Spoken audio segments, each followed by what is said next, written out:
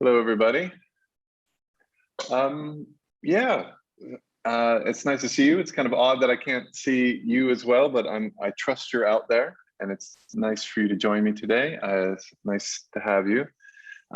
Yeah, today we're going to talk. I'm gonna do some slides just to make things a little easier, and then I don't have to look at my own huge head so much. There we go.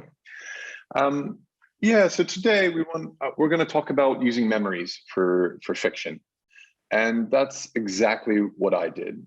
And I grew up in Florida, and I didn't think it was unusual to grow up with kids whose parents owned circuses, or that you swim in the same water that sharks or alligators are in. Um, that you could just go outside your back garden and pick fruit and eat that. So before I went to school every day, I would go get oranges from the back garden, squeeze it, and have fresh orange juice. And that was like my childhood. And I couldn't imagine anyone being interested, because surely everyone lives like that. And then I moved to the UK, and I realized that was unusual, and that I've had experiences that were interesting and worth telling. And part of the coward is, taking some of my personal experiences from, I'm in a wheelchair. I was in a car accident a long, long time ago. And taking some of the experiences I had as somebody in a wheelchair and use those for fiction. And it's not memoir. It would never hold up in a court of law as true. It's a story. I made it up, but there's a lot of similarities. And so today we're going to kind of do some exercises to kind of jog your own memory. And then we'll have two big exercises. One about just getting those memories down and kind of thinking about them and how to organize them and kind of see what happens, because there's a reason those memories stick, and those memories are recalled very easily. And if they're compelling to you, they're probably going to be compelling to others. So it's something to kind of think about. And what memories also do is they create verisimilitude, right? Believability. It's that it's those details that always work well in writing, and the memories you have are those details. So it's very simple things about, like, you have a memory of a car, or sitting in the back of a car when you're very small. You'll remember specifically that car, or maybe the color of the seats. And that's really what kind of, in fiction, is just gold. This is when fiction is operating at its best. It's about jogging the reader's own memories and kind of experiences. So when you write a book, you can't sit over the reader's shoulder and say, this is what happened here, and this is why I wrote it like that. But what you're doing is they're sitting there reading your words, and their thoughts stop. They stop thinking about they're hungry, or they have to go to the bathroom, or they have, only an hour to read this book. And if you're doing really good, if you've done your job really well as a writer, that all stops. And what happens is everything in their head is created by you. You are hacking another person's brain. You're not in the room. You've written that a long, long time ago, and they are there in that world. And if you're a reader, I was a reader way before I was a writer. That's why I'm a reader. I love that when you just kind of come. It's almost like a magic spell. You suddenly you are back in the room after a chapter, and the world had disappeared, and you had inhabited this world that was created by just words alone. And that's incredible. And so you're almost kind of creating false memories. And often as a reader, we have false memories. I have memories of experiences that are clearly from books I've read, like having sailed a whaling ship in the 19th century. I can assure you I've never done that.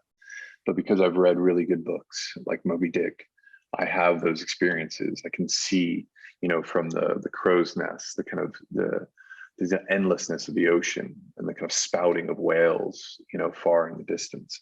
I didn't experience that, but it feels like it has, because it was so compellingly written for me.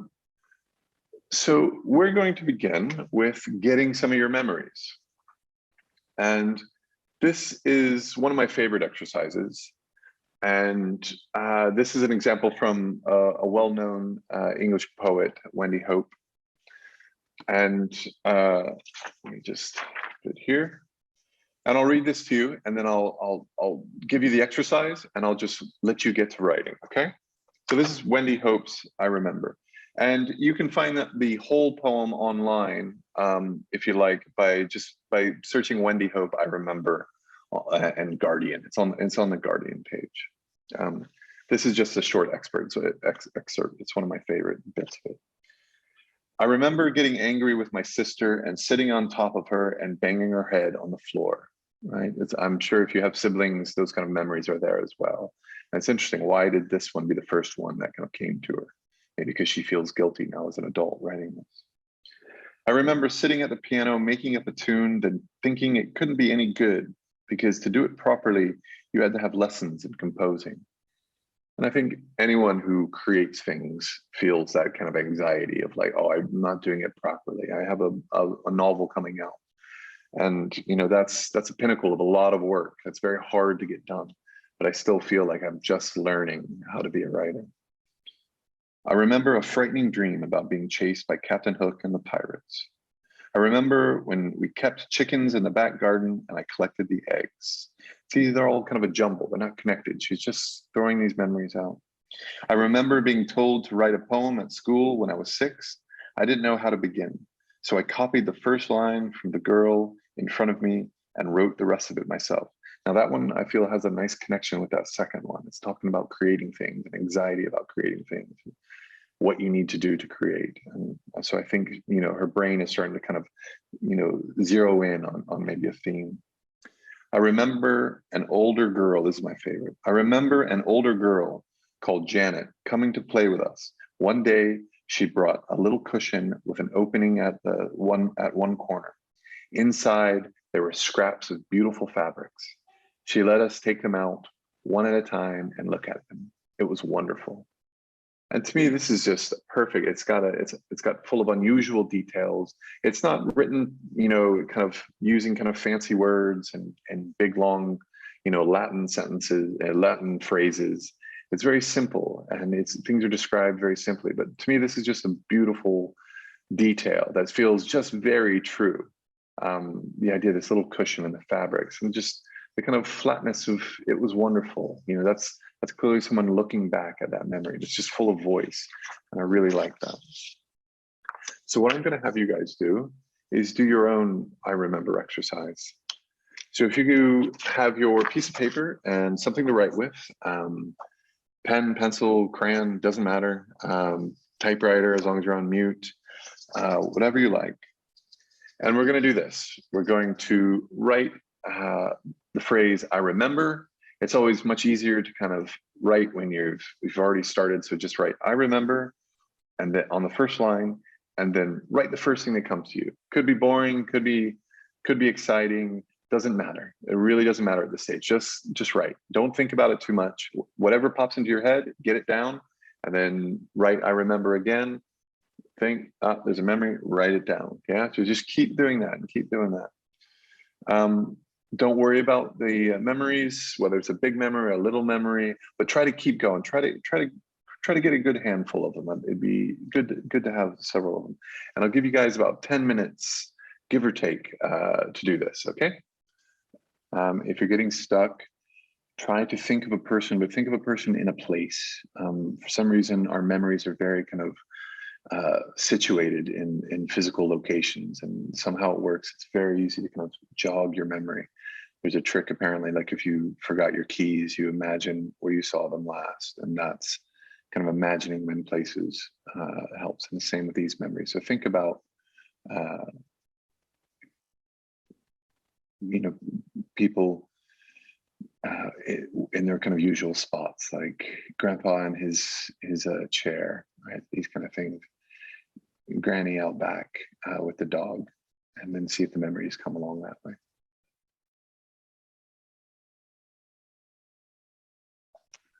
All right, how was that? Not too bad. Usually what happens, it gets easier and easier. It takes a little while for the gears to start, you know, get going, but eventually it's just, the brain is just kind of wired to kind of pull up memories. So you should have things. So this is the raw material. This isn't a story yet, but you've got some raw material. There's some things that clearly your brain has kept in storage somewhere. And when you said, show me some memories, it brought you some memories. There's got to be reasons for that, especially if you think about the older memories. There's a very good reason that there's very old memories that stick. Sometimes it's because they were traumatic. Sometimes it's because they're kind of joyful. Sometimes they just seem kind of random. I have a lot of memories around just kind of really evocative smells about from my childhood. And when I smell them again, you know, I immediately am back to that memory. But the memory themselves are just kind of very common, everyday memories of like being in someone's new car or something like that smell. But they stick with me for whatever reason for, you know, 35 years. It's interesting. But ultimately, the point is to give shape. And so this is another poem by another poet, Paul Farley, who I think is from Liverpool, but I could be wrong, another British poet. And this poem was called I Ran All the Way Home, from his collection, Tramp in Flames. And you'll see that it's very similar. He's got a couple phrases that I remember, but there's a real shape to this poem. And there's a theme that has definitely kind of emerged. So he's pulled out all the things that were kind of unrelated. So I thought it'd be good to read this. I remember going for brawn, and the sign in Ernie's the butcher's, a missing knife is a danger to all. I remember a lad held a knife to my throat on the 73 for a laugh. I remember one night in bed realizing I was definitely going to die and wondering what nothing would feel like. This was around at the same time as I was realizing the universe went on forever, right? So you can see he's kind of started to put shape to these things. But what is most striking is the details, right down to the sign, right, and the missing knife. And then he comes back to the guy, a lad holding a knife to his throat, like clearly like frightening, but it was on the 73. And we know that's a bus, right? And there's poets who are just incredible about just saying the minimal amount to do the most work. Just by saying the 73, we know it's talking about a bus. And yeah, just it's kind of full of great details. And so we're going to do a kind of little exercise to get us warmed up for the final one, is to just give me some more details. Yeah. So I want you to look at what you've written and see if there's any commonality. Are you like Farley kind of hovering around a particular thing that your subconscious or whatever is concerned about, right? He's really thinking about life and death and the universe and everything. It doesn't have to be that grand. It could be that maybe there's a specific person that is somehow striking to you.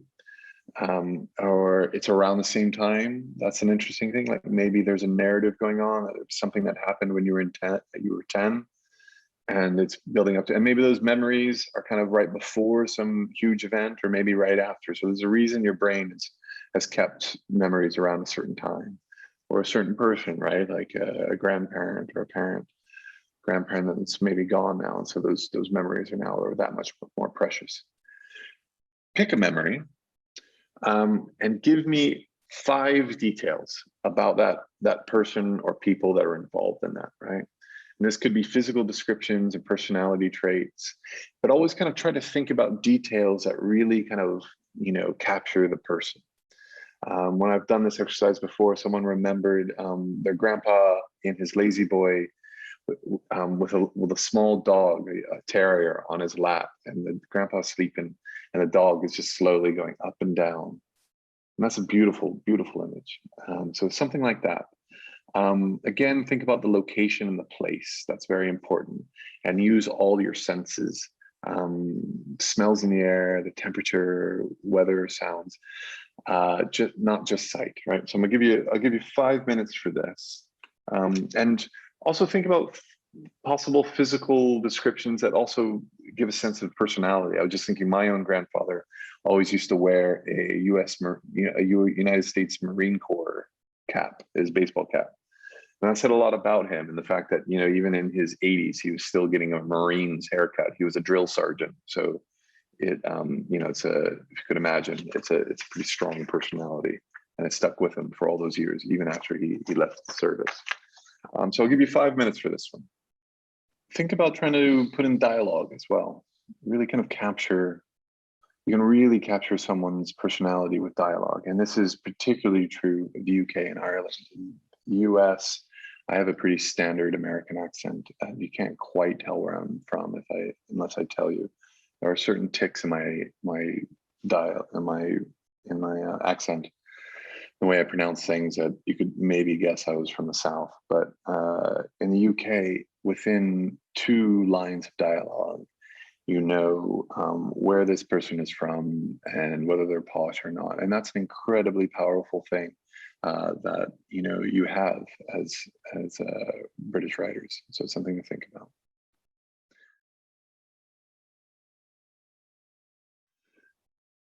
Okay, guys. Hopefully you have some nice details. And now we're finally, we've got the raw materials of the memories. We've really fleshed one of them out to have some real, you know, evocative details, which makes for great fiction. But now we're going to make the fiction. And they always kind of say, start the story as close to the ending as possible. And that means don't kind of waste the reader's attention by kind of doing from a cradle to grave story. It's about, you know, really jumping in to the big moments of our lives, right? And so with what I want you to think about is take this memory that you've used, that you've kind of fleshed out as you've kind of built around other characters, maybe added some dialogue, and make that the moment something huge is going to happen, and write a story, right?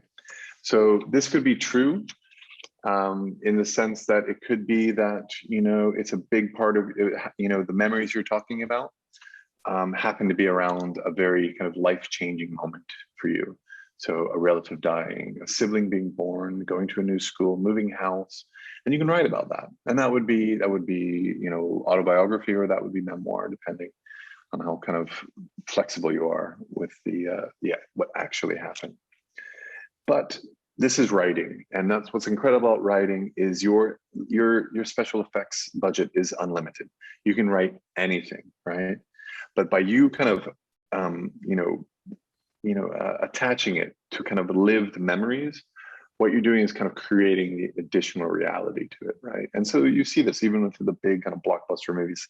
The superheroes all have different personality. There's something about them that make them that real, whether they just had a kid and they can't save the world because they don't want to make the kid an orphan or whatever this kind of thing is. So think about fiction, and please do make this. That's to me the most interesting, is when this feels like a regular old story about regular old people, and then you have the aliens invading or the cats exploding. I'm fascinated by what everyday people do in extraordinary circumstances. I'm less interested in what kings and queens and kind of billionaires are up to, because it's just not interesting fiction. They can always buy themselves out of trouble, right? We've seen this on the news repeatedly.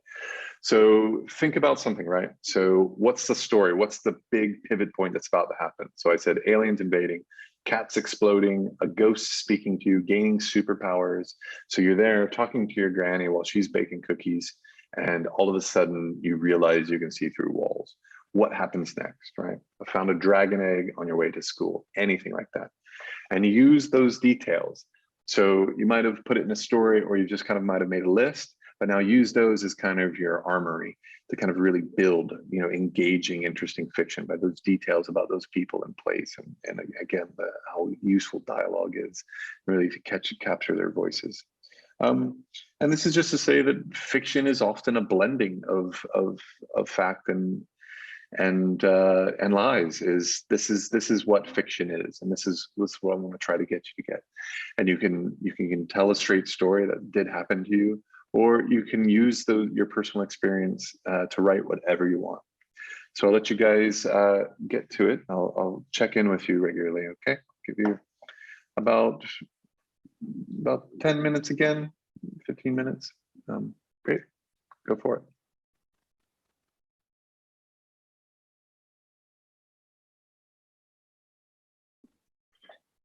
All right, great. How was that?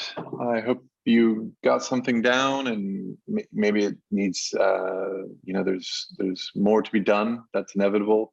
It's hard to be creative on the spot with these workshops, so maybe it was a bit more difficult for you, but that's okay as well. Like, you have those memories that you can revisit, and it's also a very useful technique in general. Like if you want to sit down and do writing, but you know what to write about, just start with the memories in that I remember exercise. So I thought for the last thing we would do is I would just give you a reading of something I did around memory. I had my daughter was born in 2016. We went and stayed and lived in Mexico for a little bit because it was cheaper there. And then 2020, and we were just kind of self-isolating. We were just by ourselves in Mexico. And then 2020, and we got locked down in London, and it happened again. So this is really about kind of a mix of the times that we spent in Mexico and the times that we spent our spring last year in London, in this churchyard that you see on this slide there. This is my daughter's name is Poe as well. It's an unusual name, but her name is Poe, P-O-E. So when you hear Poe, that's what that word is. Okay.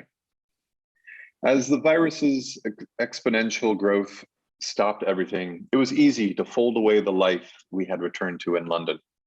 After our year of traveling with newborn Poe, we knew how to live small. Furloughed, we became tourists in our own city. In our hour of exercise, we discovered a handful of churchyards and tucked away green spaces that we had ignored in a decade of living in Bethnal Green, East London. The portents of 2016 have unfolded, and our anxieties now are more general, unspecific, but pervasive. I no longer wondered if I'm a good man because there are no good men, nor bad either. I am to my family an accumulation of moments, and I think the balance so far favors me.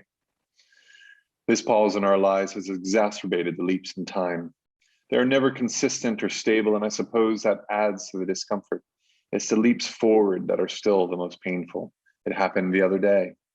Poe was playing on a tree stump in St. Matthew's churchyard near our flat. This is the churchyard, but this was during the summer, so it was not snowy. It was very lovely out. There was rarely anyone there, and the occasional dog walker, jogger, or addict always kept their distance. The 18th century stone walls let Poe range without me worrying about traffic or kidnappings. The patterned trunks of the ancient and giant London plane trees, like castle towers, guard the perimeter of the yard, providing shade and sticks for us to build fairy forts. I am a fan of the mild English summer and its autumn turning. I endure the dark gray winter because it makes spring more of an event. Growing up near the Tropic of Cancer, the difference in the length of day throughout the year is barely noticeable. Time was harder to measure there. Poe and I are watching a snail make its way across the lip of a stump. The undulations of its wet green leathery foot and tentacles are beautiful. Poe turns her body toward me, hands on my wheelchair, but her eyes are transfixed. She whimpers and buries her face against my lap, but our gaze returns to the slow tap of its lower tentacles. I say, "Don't be afraid," and demonstrate by touching its eye stalk. It pauses, and the black spot of its eye pulls back into the body, then extends again. This draws her attention. She puts her own small hand out, fingers extended, but turns away. Then she does it. She pokes a snail in the eye. She is excited and proud. She chitters about how she is a big girl. She is brave. It will be the first thing she tells her mom that night. She was meant to start reception in September, but COVID had made that uncertain. Primary school years have been a reoccurring topic for Poe. As the snail makes its deliberate but ponderous escape from our poking, she asks, "What year are you when you are 8?" The twang of Cockney in her accent makes me smile. Having not grown up in England, I have to do a little extra transcription to convert American elementary grades to British primary years. "You'll be in year 3 or 4, I tell her. She picks up a stick to thwack the stump, and she says that she is 11. I inform her that at that age, she is in secondary school. She is impressed by this information. I ask her, "What is it like being 11?" For her, 11 means she can walk to school on her own and climb trees. You climb trees now, I suggest. She explains that 11-year-olds climb trees really high. Okay, I say. She wanders off, pretending to be an 11-year-old. With her stick, she measures the depth of an old foxhole in the southeast corner of the churchyard. London is quiet without its cars and people, quiet except for the air ambulance that rushed toward the Royal London. Sometimes there is a queue of red helicopters making circles over our flat. A man in his home office looks down at us, watching Poe and smiling. The shifts in time come with no warning, no sense of foreboding, no tingling spines. It just happens. Poe turns her head and runs back toward me in that funny, stiff-arm way children run. It is as if a transparency has been brought down over the scene. I see her as a 4-year-old overlaid with a young woman she will be. I recall memories of her teenage years that I have yet to experience. 20 years are crossed, and there is an anxiety over an issue she is having, will have, might have. She has a decision to make, the kind of decision that only a young woman has to make, and she has turned to me, her father, for advice. Her eyes are wet, and her neck has gone blotchy red from worry. She sits on a seawall on a beach in a place where I have yet to live. I smell the sea and the pepper of pines from my Floridian childhood.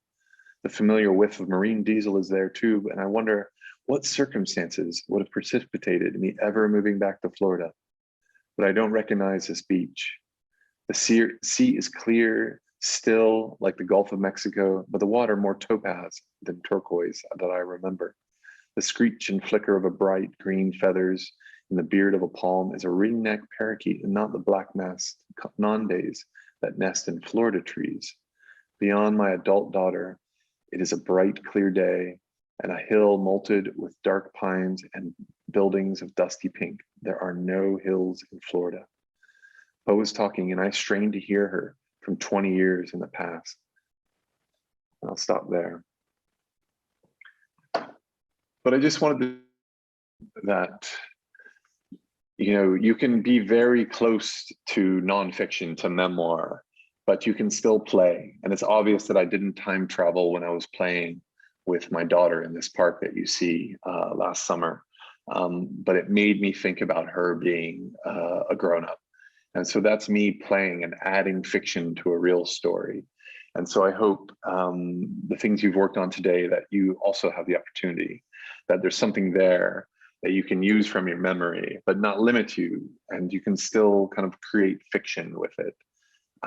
And these exercises, again, can be used whenever you kind of feel like you just don't quite have what you want, what you're sure what you're right about. Just kind of start to phrase something. It doesn't have to be I remember. You can do anything. You can say in London and da da da. But there's something about having that little kind of like just starter. It's really, the blank page is difficult. So thank you so much for joining me today. I hope you enjoyed it. I hope you got some writing done.